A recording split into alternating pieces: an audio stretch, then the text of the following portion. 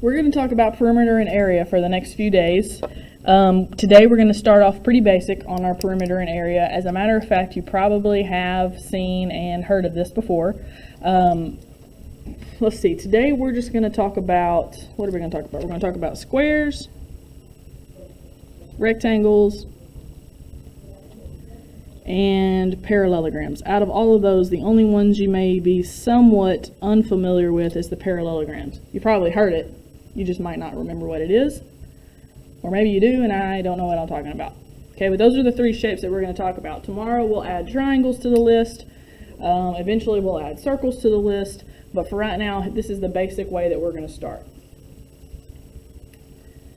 And you probably already know these formulas, I would hope. Okay, so let's start with a rectangle.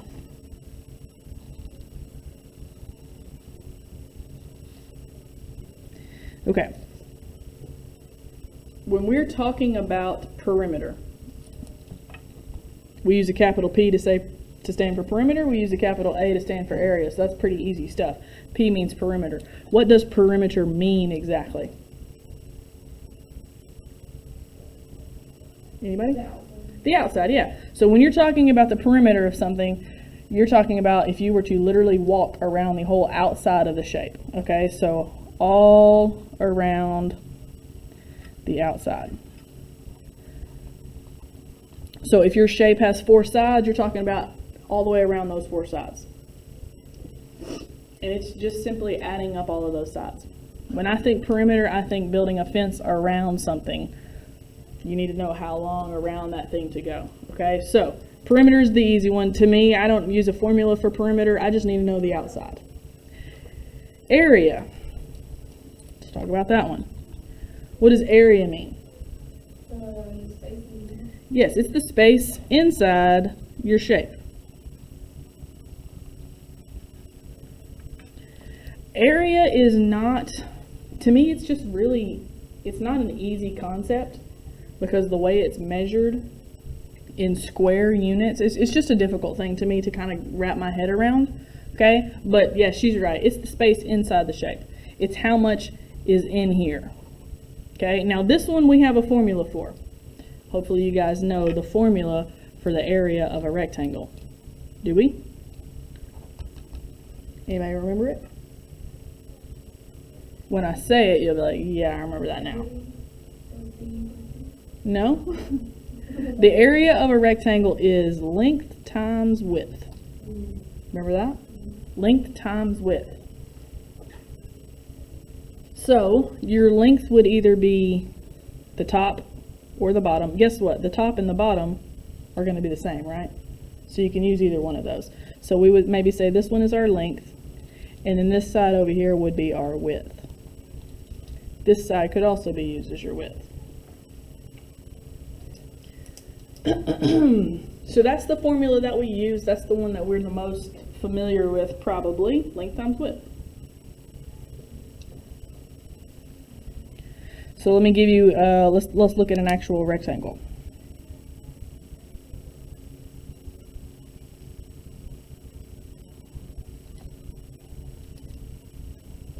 Oops.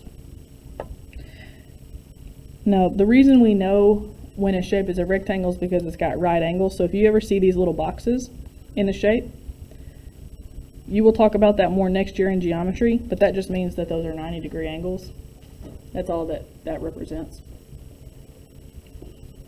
All right, let's say this is 6 inches and this is 2 inches. And I want to find both the perimeter and the area. I usually start with perimeter, get it out of the way, but it really doesn't matter which one you start with. So let's say I want to know the perimeter. Again, that just means all the way around the outside. If the bottom is 6 inches, how long is the top? 6 inches. If this side is 2 inches, how long is this side? 2 inches. So you're just adding those up. 6 plus 6 plus 2 plus 2.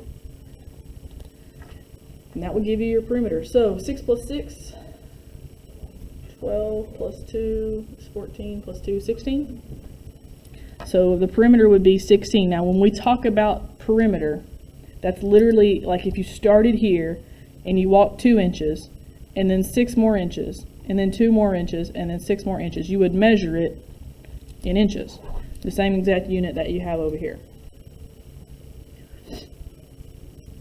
Okay, so just remember that. Anytime you talk about perimeter, use the same unit that's over here. Now for area, we're going to use our formula, length times width. So looking at this rectangle here, what's my length going to be? It actually really doesn't matter. We generally use the longer one for the length, but if you'd use this one for your length and then this one for your width, that would be okay. But usually for some reason we do the longer one. So I'm going to say 6 inches is my length, and then that would make 2 inches is my width. So to find my area, I just need to do 6 times 2. 6 times 2 is 12. Now when you do area, this is the tricky part about area. You do not use the exact same inches, or excuse me, the exact same unit. You square it. So if this was inches, for area we're going to do inches squared. Because area is talked about in 2-dimensional, which is why that we have that right there. Alright, so that's rectangle. Rectangles are easy. That's old news. We did this in probably 4th or 5th grade, maybe? Anybody? Maybe not that long ago. 7th, 5th? I don't know. I don't know when you did it, but you did it at some point. Alright, so let's look at squares.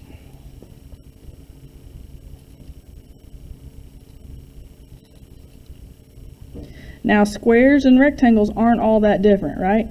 They're pretty similar shapes. I don't know why I had such a hard time drawing it, but there it is. The only difference between a square and a rectangle is now all the sides are the same. And here's how we show that in math. We put these tick marks on it. Those tick marks mean that they're all the same. So, let's say this right here is 3 centimeters. Because we have those tick marks, we know they're all the same. So if this side's 3, so is that one, and that one, and that one. Now, finding your perimeter is the exact same as you did up there. You just add up all the way around. So we're going to do 3 plus 3 plus 3 plus 3. And see what that gives us. 3 plus 3 plus 3 plus 3. Or in other words, 3 times 4, because there's 4 of them. So 3 times 4 is, no, 12. And again, this was centimeters, so our perimeter is also centimeters.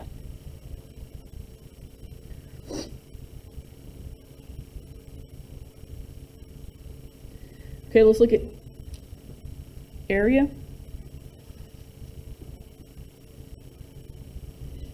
Now what I just told you guys is a square is really, it's the same thing as a rectangle, it's just all the sides are the same. So you can use that exact same formula if you want to. It works, okay? So here's the thing. This side is 3. We could call it our length or we could call it our width. It doesn't matter. This would be the other one. So let's say this is my length. How long is that? 3 centimeters. And let's say this one's my width. How long is it?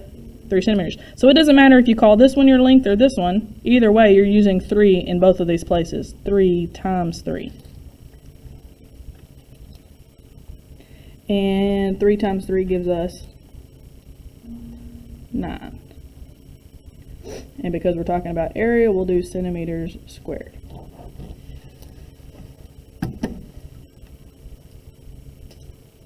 So I really just like to use the exact same formula that I use for my square.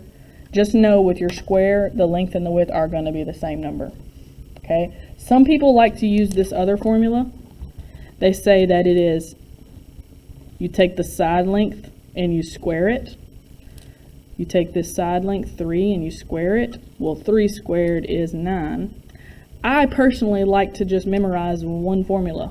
If that one same formula gets me what I need, I stick with it. Alexander Johnson, come to the office, please. Alright, so for our last one, we did rectangle, we did square. We're going to look at parallelograms. Do y'all know what a parallelogram is? It's a crazy word, okay? So the way that I think of parallelograms as it's basically a rectangle that's kind of been pushed to the side a little bit, okay? So here's an example of a parallelogram.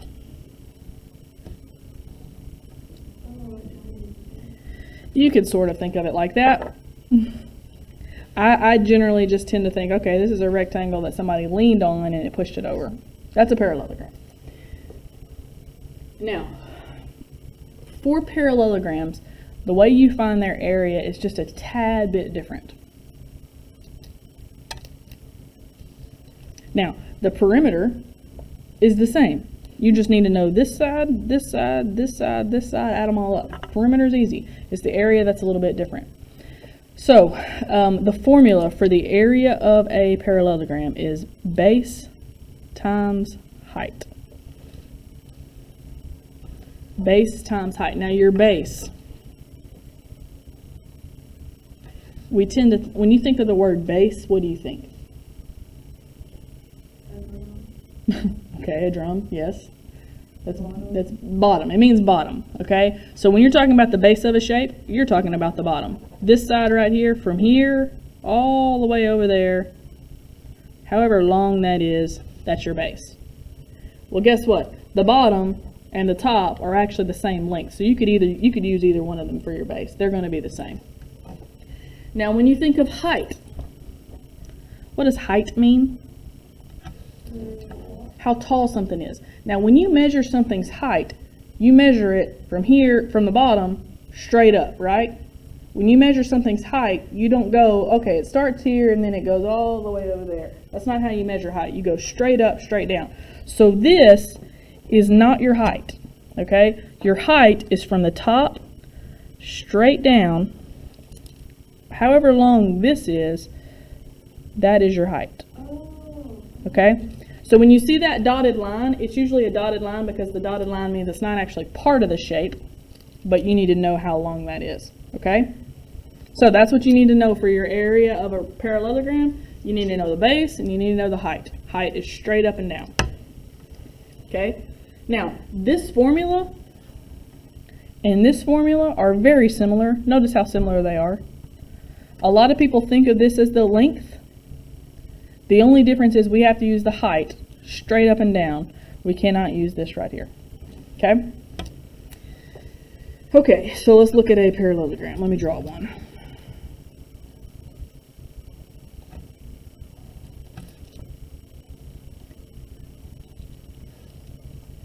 All right, let's say that this is 7 feet and this is 4 feet over here.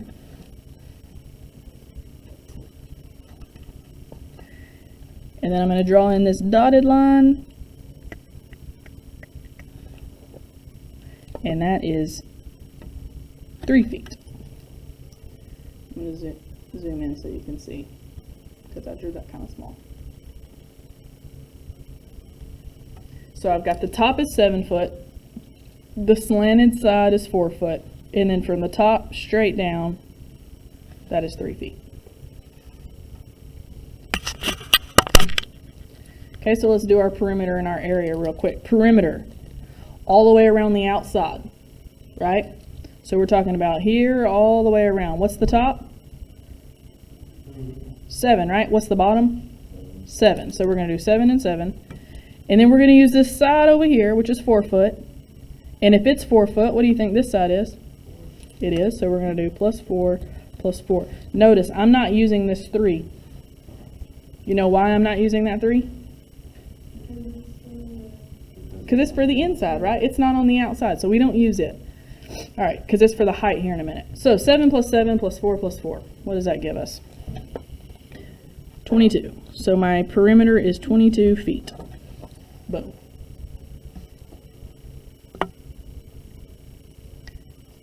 Okay, so then the only other thing that we need to find is our area, and that's where we're going to use this formula, B times H, base times height. So, looking at this parallelogram, what number would you say is my base? 7, right? The bottom is your base. Well, the bottom and the top are the same, so that's 7. How about the height? 3, and remember, straight up and down. So 7 times 3, and that would give us 21. And our units would be feet squared. How do you know So, something that I want to show you is, actually, never mind. Let's do another parallelogram. Again, you don't have to do this one. You don't have to write this one down. Just follow along with me. Let's say the top is 12, the side is 8, and this is 5. Okay? Usually, this is going to be written as a dotted line just so you know it's not part of the shape. So let's do the perimeter. For perimeter, what am I adding up? What numbers? 12 and 8, and what else? Another 12 and another 8, right? Don't forget that. Sometimes people forget that. We need the top, the bottom, and the sides. So whatever all that is, 12 plus 12 is 24 plus 60. 40, good. Now notice, if this doesn't have any units, like it doesn't say feet or inches, don't worry about it.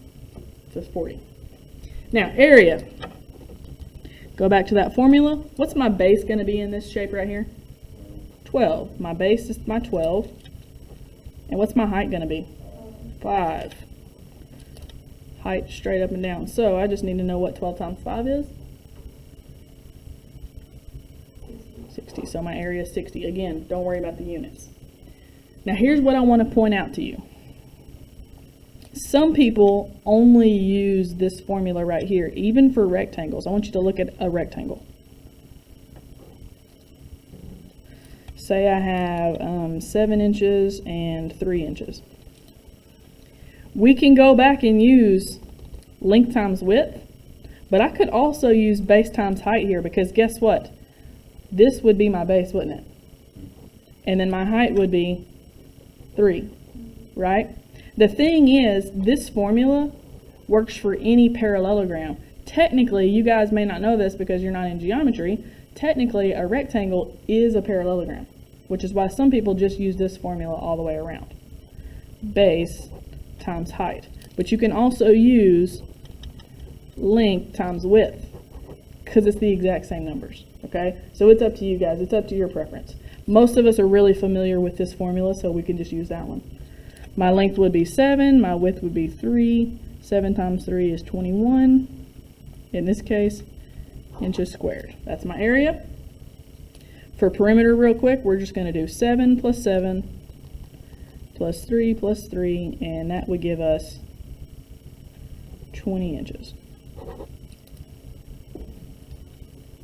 Alright, I don't think I'm going to do it anymore. I was going to do a third one, but whatever.